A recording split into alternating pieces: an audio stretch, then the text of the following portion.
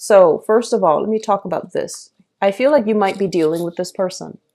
This is shown up here, so this is your energy. You're trying to convince somebody, the Queen of Wands, a fire sign, Sagittarius, Aries, or Leo, male or female. And I'm sensing for many of you, this is a mother, a father, somebody that you are trying to, you're trying to tell them like, here's what you should do. It's going to be really good for you. And I feel like they're kind of looking the other way. They're turning a blind eye. On the one hand, they understand on a very deep intuitive level that you're giving them good advice, that you're giving them, advice from the heart because you want what's best for them. But on the other hand, I feel like they're looking for a little bit more fun, a little bit more adventure, and they're not ready to hear what you have to say.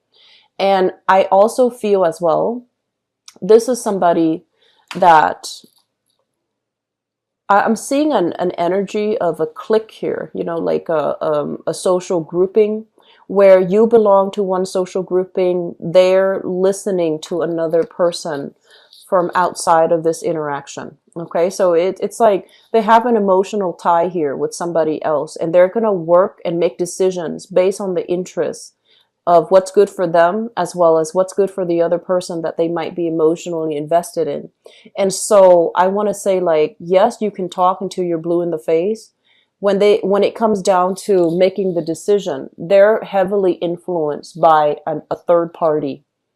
And I feel for many of you, this is like a fire sign that you are dealing with who has possibly someone with dependency issues, like some type of, they're trying to get their life in order. And I feel like, they're trying to do the right thing, but they have external influences that you are not aware of. And so even though you're telling them and they understand what you're telling them, they agree with you, they're going to make decisions based on, previous alliances, previous arrangement. I do feel a lot of office politics here at work. And I feel for some of you, this might be in a work environment as well. It might be like a supervisor or somebody that you're interacting with heavily in a work environment, and they're not listening to you, even though you're trying to, steer them in the right direction. You're appealing to their sense of reason. But I feel like whatever it is, it's not appealing to them on an emotional level. And that's why you might not be able to get through to them. I mentioned this before, Libras, and I feel like this needs to be said again, okay? I mentioned this, I believe, in the mid-month reading, where I feel like for you and Aquarius, you have a really difficult time speaking about feelings, speaking from the heart, speaking about emotions. It's almost like, as all human beings, you feel things on a deep level. But when it comes to the way that you express things, you're very factual, you're very pragmatic, and you're very fact-based. And a lot of the times, I feel like in order to persuade people to do things that you want or to do things that is best for you, you have to put in a little bit of a human touch to it. So that basically means, hey, I'm worried about you. I'm worried about the path that you're taking because, of such and such. But more than anything, just express it in a way where it appeals to the other person emotionally. And you might be wondering, like, what exactly does that mean? What exactly does that, entail? It basically means, I feel that you should do this, blah, blah, blah, because I feel that if you do this, you will get this, blah, blah, blah. So it's basically telling them, walking through the emotional process with them. So you can still, interject with these, very, you can still do so by appealing to them intellectually, but the way that you phrase it, it has to start with, I feel sentences. I feel that, or rather than I think that, because you're very good at thinking. But when it comes to making an emotional appeal, trying to get somebody on board, you also have to, slip yourself in their shoes and figure out, what kind of person is this? How can I persuade them? What do I need to emphasize in my speech, in my sales pitch, in my argument so that I can, get them to understand that this is also in their best interest. So I feel like that's something that's coming through for this month. And I also feel like, it's if it's not handled correctly, I feel like you might not be able to achieve what you want, or you might not be able to persuade the other person from coming to your point of view, because I feel like emotionally they're already wrapped up in other things, okay? And what we have as well, we have another water sign here. So this is a Pisces, a Cancer, or a Scorpio. This is the King of Cups. Pisces, Cancer, Scorpio, sun, moon, or rising, male or female. And what I feel with this person is, I do feel this is a relationship partner that you're working things through with, that you're trying to, figure out like what to do. And what I'm getting from this is, let me look at these two cards in conjunction to one another. I'm sensing that for this month, the major theme here is travel. The major theme here is, reassessing whether or not the relationship is restrictive or whether the relationship is enough for you to build upon. And I feel like for some of you, you might care about a person, but when it comes to like, okay, where do I see me and this person 5 years from now, career-wise? Are we able to be in the same geographical location? Is it practical for us to do the long distance relationship? Is it practical for us to maintain this relationship even though there are, some disagreements, even though I'm sensing some of you are feeling claustrophobic in a relationship. And while you do care about this person, because this is a very loving, very caring, very nurturing type of a person. But the partner that you might be dealing with, I feel like they do come and go. And usually I look at, the couples card, the king and the queen of the same suit. It's almost like two people living far away from each other. Or either one person is traveling heavily and they're not able to be physically and emotionally present when you need them. So there's a little bit of a topsy-turvy energy, turbulent energy coming through as it relates to your relationship partner. And I feel like many of you are reassessing, like, can I still grow in this relationship? Is it making me happy, or am I feeling stifled? And I'm also sensing as well, and this is fine. I'm sensing some of you are ready to go out, meet new people, date around. You might not want to put yourself on hold for just one person. You might just want to go out and, feel the need to make connections, date multiple people, and that's fine.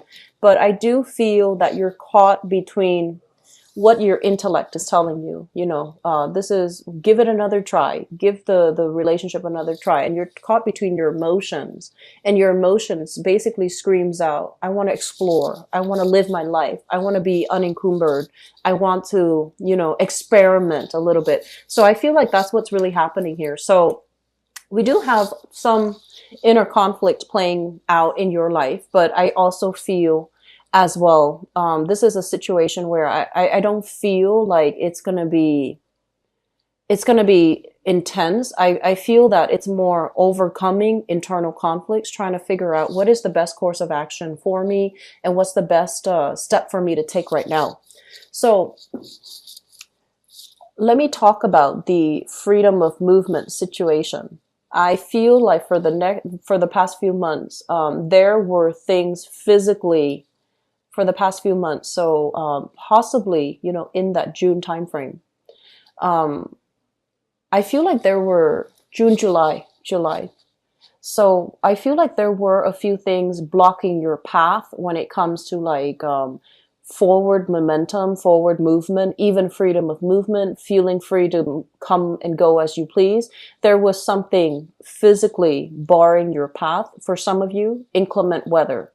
For others of you, lack of transportation. And then for others of you, financial worries, even like working really, really late. And then, you wake up really early to get to work. And then by the time you get off work, it's like nighttime and you go home and you repeat the whole process. So it just feels like life wasn't very enjoyable. There were a lot of restrictions.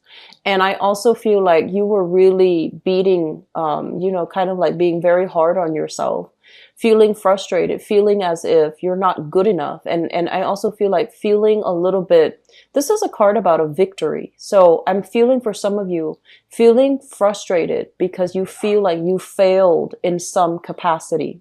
This energy is uplifting because it's lifting, excuse me, because they're saying like the process needed to happen, the process of, defending yourself, the process of like having to put in the extra work to show what you are capable of, to prove to others your skills and to prove to others how determined, how responsible, and how strong and ambitious that you are. Once these things were able to be achieved, I feel like that's when progress is going to start. So I feel like some of you are in a work environment where you're starting from the bottom here with the Page of Pentacles. This is somebody starting out and they might not have all the skills. They might not be, adequately compensated based on the work that they're doing. But with it in the upright position, it basically means that it can be built upon. So right now, things are a little bit frustrating, but sooner or later, you're going to get to the space where you feel good about the contributions that you're making. You feel adequately sufficient based on the salary that you're making, and you will feel as well appreciated by the people around you. So we have some things here that you still need to work out. And I also feel like for many of you, you might have, gone from a more of like a creative field, like, art. I feel like more like liberal arts or even fine arts. And now you're finding yourself returning to work, trying to work in an environment that is very practical. It's very structured. It's a little bit rigid. And you're trying to navigate the energy, and you feel like it's a little bit claustrophobic and a little bit restrictive. Okay. So overcoming a lot of internal conflicts, I feel, is the major first step when it comes to being able to achieve, showing other people what your potentials are, what your capabilities are, what your skills are, and being able to do that before a job can come into the picture to give you exactly what you want. So we have some really strong things here, and it basically, I'm seeing this element here about overcoming indulgence, overcoming that concept of, it's almost like a lot of the times with air signs, I feel like you look at a situation, for example, you look at a job and you're just like, oh, that looks really easy. I don't really want to waste my time. But I feel like this spread is signaling to me, like starting from the ground up, building things from the ground up, making sure it is stable. So don't, turn your nose up at it. If it seems like you might need to start from the bottom to build something gradually, don't skip that step. And don't say, oh, I don't want to be bothered with it, because I feel like knowledge is, cumulative. You have to do step A first in order to learn the techniques in order to do step B. So you're learning from the ground up, and it's going to be a little bit slower than you want. It's going to require a lot of patience and diligence, but more importantly, proving to other people what you're capable of, so that they can give you additional responsibilities so that you can climb your way to the top and then eventually take on more responsibilities, prove more of your skills, and have other people trust you. Okay. So we have here the star in the reverse position. And I feel like for some of you, if you are applying for like a job, a major internship, a major, like a once in a lifetime opportunity, I feel it's coming through. I feel financially, it's not going to be paying the amount that you would anticipate or you expected, okay? And I also feel like for those of you going through interview process and things, be very, very careful with this energy. So this is an energy about, yes, they know you're smart, and that's why they call you in for an interview. They know you're qualified. However, they need to know as well that you are relatable. They need to know as well that you are able to get along with everybody. And this is not so much a problem for you Libras, but I feel some of you out there, you might take on this air where you want to show your skills and your expertise. You want to show your technical knowledge, but they might find that you are a little bit like less approachable than the next candidate who's really relatable, who's really nice, who's really like, bubbly. Okay, so we have a situation where it's like I see one position and then I see multiple people applying for that position because like it's converging as well. So just keep that in mind.